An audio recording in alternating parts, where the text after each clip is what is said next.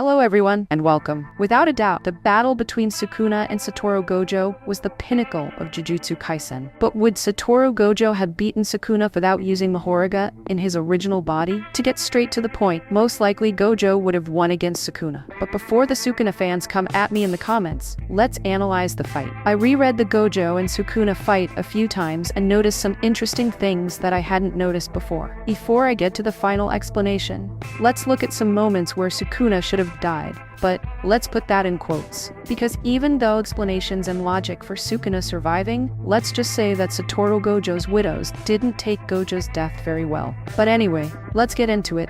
The first thing I want to talk about is how Sukuna survived Satoru Gojo's purple. To put it crudely, Gojo's hollow purple combines blue, which attracts, and red, which repels. This creates an imaginary mass that attracts and repels at the same time, creating an infinite pressure that, in theory, should have erased anything in its path. But how did Sukuna survive two hollow purples and still make it out alive? As it was said in the series, you can defend against a cursed energy attack by using cursed energy. This is obvious, but many people forget or simply pretend they don't know. Let's use an example. If you attack me using cursed energy, and I use the same amount, or even more, cursed energy than you used to reinforce the affected area, your attack is nullified.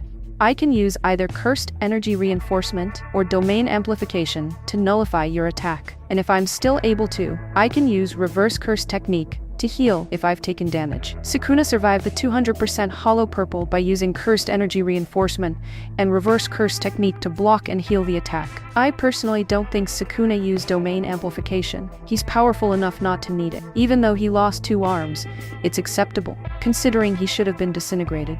As for the second hollow purple, it's more of the same, but with a few differences. First, the second hollow purple, due to its remote activation nature, worked more like an explosion, unlike the first one, which was a purple blast launched directly like a bullet. It's very likely that since Sukuna was far from the epicenter of the explosion, he took less damage due to the distance, especially since Mahoraga was closer and was disintegrated. Even though many fans don't accept these facts, Sukuna has at least 4 times more cursed energy than Gojo. He has enough power to take the hit. His survival is more than plausible. Now I'm going to talk about the situation that every fan cries about in the shower just thinking about it. Mahoraga conveniently appearing to save Sukuna. This happened 2 times. The first time, he automatically invoked it when he was hit by Unlimited Void as soon as he needed it. But how did he do that? Simple. I'll explain. In his fight against Yorozu, Sukuna grabs Mahoraga's wheel, chants the incantation, and throws it into his shadow to invoke him.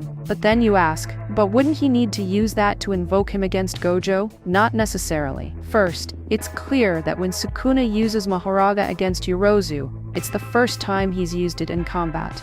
In Jujutsu Kaisen, sorcerers can shorten the steps needed to activate a technique, and that's what Sukuna did. Most likely, Sukuna learned some way to shorten the incantation, but that still doesn't fully explain how Sukuna managed to invoke him under the effect of Unlimited Void. Well, about that, I don't know how to explain it. Let's see. When Gojo uses his expansion against Jogo, we saw that Jogo can still think. Initially, I imagined the same about Sukuna, but there's the problem. Curses don't have a brain structure like humans, so him surviving without many lasting effects is plausible.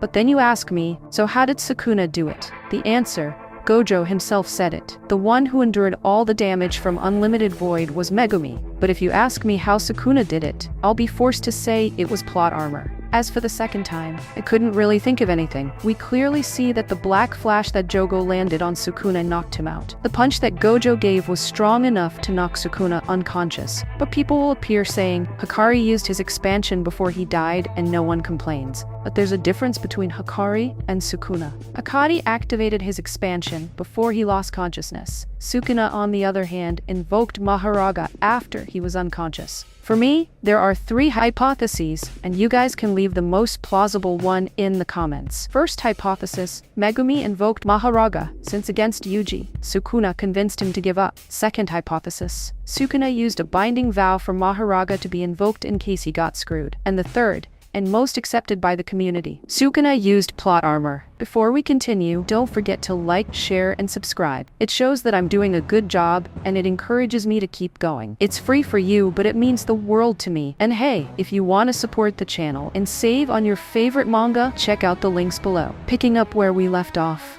Let's face it, Gojo dominated the battle against Sukuna. Gojo was the better fighter of the two in terms of close quarters combat. In terms of techniques, Gojo had an absolute advantage against Sukuna. Gojo has the perfect defense, the perfect offense, and an absurd refinement in his cursed energy consumption. For almost the entire battle, Sukuna didn't have a single attack capable of breaking through the infinity. Although Sukuna has physical strength and the ability of 4 arms, Gojo would have the advantage of using his techniques to wear down Sukuna. But even so, most likely, Gojo wouldn't have beaten Sukuna without Mahoraga, even if Mahoraga's adaptation was crucial to breaking Gojo's infinity, culminating in the dismantle technique. Most likely Gojo wouldn't have won, but even so, the probability of him winning would be very high, considering that Gojo was the most powerful sorcerer Sukuna had ever faced. Sukuna is the pinnacle of the Jujutsu Kaisen world, losing only to Yuji Itadori. Do I agree with these feats of Sukuna's? Honestly, no, but do I care? Of course, I was sad that Gojo died just when he was alive, but after all, that's the author's choice. Gojo died. Get over it.